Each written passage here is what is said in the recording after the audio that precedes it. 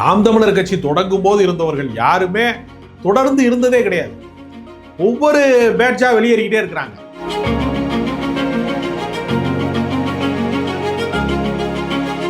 தமிழ்நாட்டில் பிறமொழி பேசுறவன் தான் தமிழர்களுக்கு விரோதி என்று சொல்வதன் மூலமாக பார்ப்பனிய பனியா கும்பலை காப்பாற்றுறதுக்கான வேலை திட்டத்தை ரொம்ப சிறப்பாக செய்யணும்.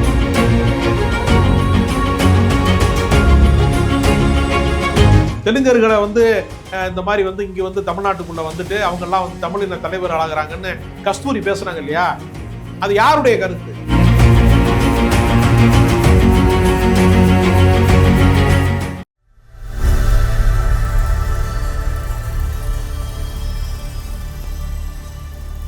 அகரம் நேயர்கள் அனைவருக்கும் அன்பு வணக்கங்கள். இன்று நம்மோடு நேர்காணலில் இணைந்திருக்கக்கூடிய சிறப்பு விருந்தினர் அரசியல் விமர்சகர் திருமிகு ராஜகம்பீரன் அப்பாஸ் அவர்கள். வணக்கம் சார். வணக்கம். நாம் தமிழர் கட்சியிலிருந்து தொடர்ச்சியாக நிர்வாகிகள் தொண்டர்கள் எல்லாம் வெளியேறக்கூடிய சம்பவங்களை எல்லாம் நாம் பார்த்துட்டு இருக்கிறோம். இன்னைக்கு திருப்பத்தூர்ல சில நிர்வாகிகள் வெளியே போறாங்க.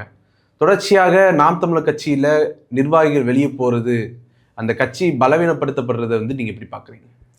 கட்சியை யாரும் பலவீனப்படுத்தவில்லை. கட்சியினுடைய தலைமை ஒருங்கிணைப்பாளரே யதார்த்தத்திற்கு புறம்பான விஷயங்களை தொடர்ச்சியாக கட்டுக்கதைகளை பேசுவதன் மூலமாக அவர்தான் கட்சியை கலைத்து கொண்டிருக்கிறார். எப்பொழுதுமே என்ன செய்வாங்கன்னா, ஒரு கட்சியினுடைய நிர்வாகிகள் வெளியேறுகிற போது வேறு எதிர்கட்சிக்காரர்கள் தான் மாற்று கருத்துடையவர்கள் தான் அந்த கட்சியை கலைப்பதற்கு ஆசை வார்த்தை காட்டுகிறார்கள் என்றெல்லாம் சொல்வார்கள். ஆனால் நாம் தமிழர் கட்சியை பொறுத்தவரையில் அதற்கான அவசியமே ஏற்படவில்லை. அதற்கான ஏற்பாட்டை சீமானே செய்து கொடுக்குறார். எப்படி நீங்கள் ஒரு பள்ளிக்கூடத்தில் போய் சேர்ந்தீங்கன்னா கோர்ஸ் முடிச்சோன்னா அவங்களே அனுப்பி வச்சுருவாங்களோ ஒரு கட்டத்துக்கு மேலே. நீங்கள் ஒரு காலேஜில் சேர்றீங்க, டிகிரி முடிஞ்சோடனே நீங்கள் மறுபடியும் காலேஜில் போய் நிற்க முடியுமா, அட்மிஷன் பண்ண முடியுமா? அடுத்த செட்டு சேர்ப்பாங்க இல்லையா, பழைய ஆளை அனுப்பிடுவாங்க இல்லையா. அது மாதிரி தான் நாம் தமிழர் கட்சி. நாம் தமிழர் கட்சி தொடங்கும் போது இருந்தவர்கள் யாருமே தொடர்ந்து இருந்ததே கிடையாது. ஒவ்வொரு பேட்சா வெளியேறிக்கிட்டே இருக்கிறாங்க, ஒவ்வொரு அணியாக வெளியேறிக்கிட்டே இருக்கிறாங்க. அதற்கு காரணம் என்னன்னா, அவர் பேசுகிற அரசியல் என்பது பேசுவதற்கு நல்லா இருக்கும், ப்ராக்டிக்கலாக எதுவுமே இருக்காது. பார்த்தீங்கன்னா தனி ஈழத்தை பெற்றே திருவோம் பாரு. ஆனால் நடைமுறை அப்படி இருக்கிறதான்னு கேட்டால் அப்படி இருக்காது. நிறைய அரசியல் பார்த்தீங்கன்னா, நீங்கள் இப்போ சிங்கள இராணுவத்தினரால் தமிழக மீனவர்கள் தாக்கப்படுகிறார்கள், சிறைப்பிடிக்கப்படுகிறார்கள், கொல்லப்படுகிறார்கள் அப்படின்னு ஒரு பிரச்சனை இருக்குது. அப்படின்னா இதை தீர்த்து வைக்க வேண்டிய அதிகாரம் யாருக்கு இருக்கிறதுனா இந்திய கடற்படை தான் இருக்குது, அல்லது இந்திய கப்பல் படையை கையில் வைத்திருக்கக்கூடிய மத்திய அரசாங்கத்தில் தான் இருக்கிறது. ஆனால் இவர் என்ன சொல்வார்னா, மாநில அரசு காக்க தவறி விட்டது அப்படிம்பாரு. கச்சத்தீவை அன்றைக்கு இருந்த மத்திய அரசாங்கத்தில் இந்திரா காந்தி அவர்கள் பிரதமராக இருந்தபோது அன்றைய மத்திய அரசாங்கம் இலங்கைக்கு தாரை வார்த்தது. அதற்கு எதிராக அந்த காலகட்டத்தில் கலைஞர் அவர்கள் கண்டன தீர்மானத்தை இயற்றி சட்டசபையில் தீர்மானம் இயற்றியிருக்காங்க. கடுமையான எதிர்ப்பை பதிவு செஞ்சிருக்கிறார்.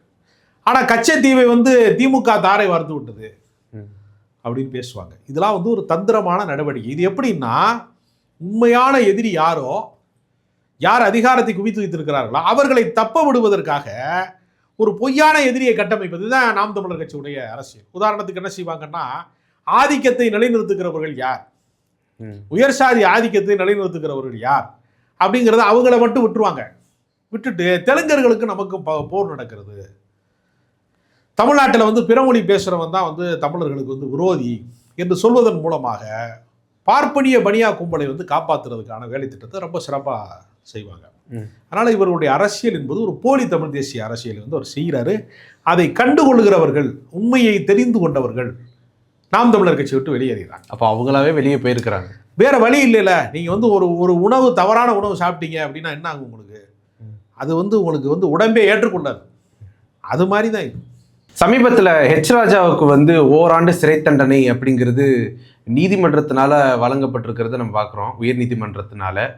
அதை சீமான் கோட் பண்ணி என்ன சொல்றாரு அப்படின்னா, ஹெச் ராஜா பேசுனதுக்கு இவ்வளோ முனைப்பு காட்டுறீங்களே, என்னுடைய குடும்பத்தை சேர்ந்தவங்களும் இந்த திமுகவை சேர்ந்த சில ஊடகவியலாளர்கள் பேசுறக்கூடியதெல்லாம் அதையெல்லாம் அவர்கள் நடவடிக்கை எடுத்துட்டாங்களா, அதையெல்லாம் அவர் ஏதாவது சட்டம் பண்றாங்களா அப்படிங்கிற மாதிரி அவர் கேள்வி வைக்கிறாரு. அதை எப்படி பார்க்குறீங்க? அவரே அவதூறாக தானே பேசுறாரு. என் மேலேயே நடவடிக்கை எடுக்கல, நான் கருணாநிதி சிலையை உடைப்பேன், பேனா சிலை வச்சேன்னா நான் உடைப்பேன், நான் கல்லறையை உடைப்பேன் அப்படின்னு நான் தான் ஒரு அழிவு சக்திங்கிறத அப்பப்போ தெரியப்படுத்திட்டே இருப்பார். இப்படி எவ்வளோ விஷயம் பேசுகிறாரு, வரம்பு மீறி பேசுகிறாரு. தெலுங்கர்களை வந்து இந்த மாதிரி வந்து இங்க வந்து தமிழ்நாட்டுக்குள்ள வந்துட்டு அவங்க எல்லாம் வந்து தமிழின தலைவர் ஆகிறாங்கன்னு கஸ்தூரி பேசுறாங்க இல்லையா, அது யாருடைய கருத்து? சீமானுடைய கருத்து தான். இது மாதிரி அவதூறுகளை அவரே பேசுறாரு.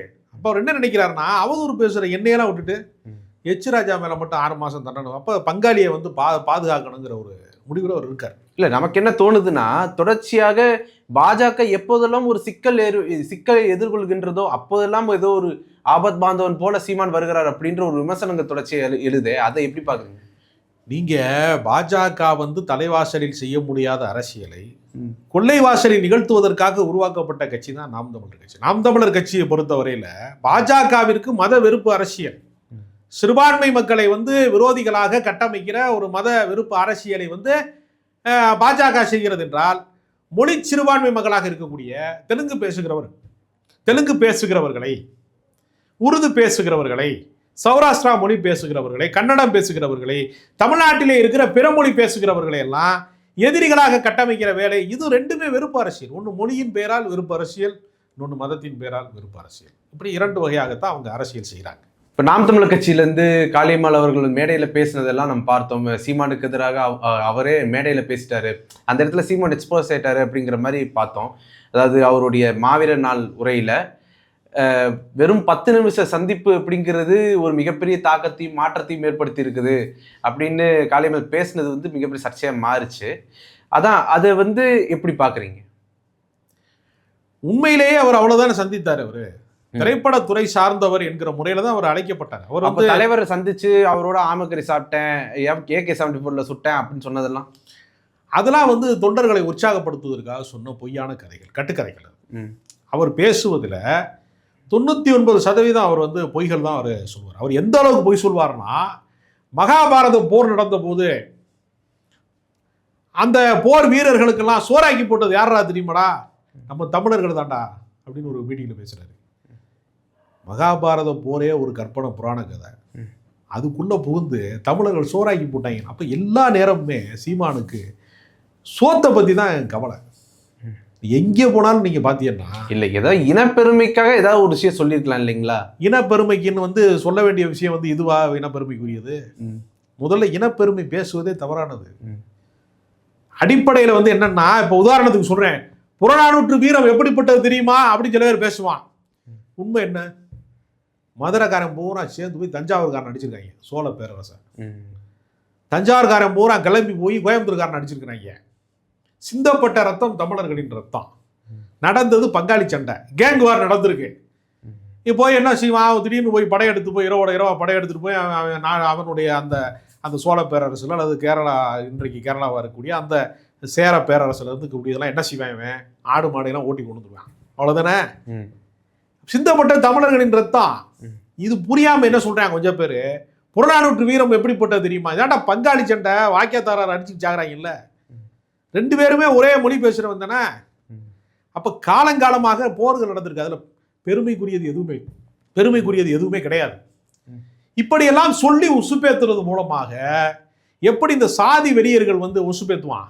நம்ம எல்லாம் ஆண்ட பரம்பரை, நல்லா முறுக்கேறிக்கிட்டு தெரியணும்டா, அப்படி ஜம்முன்னு இருக்கணும்டா, நம்ம அப்படிலாம் சொல்லி பேசுவாப்புல இல்லையா மருத்துவர் ராமதாஸ் எல்லாம்.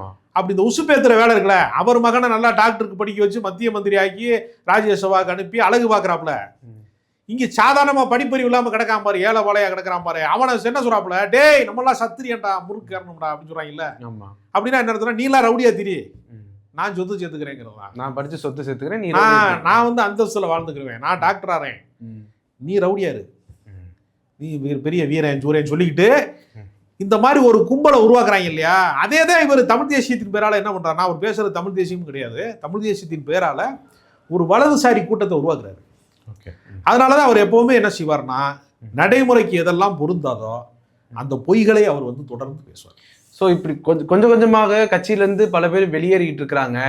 இன்னொரு பக்கம் காளியம்மாள் அவர்களுக்கும் இவருக்கும் ஏதோ ஒரு முரண்பாடு இருக்குது அப்படிங்கிறது சலசலப்பாகவே இருக்குது.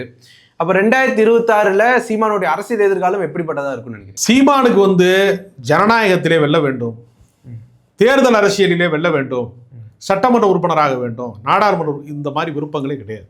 என்ன காரணம்னா,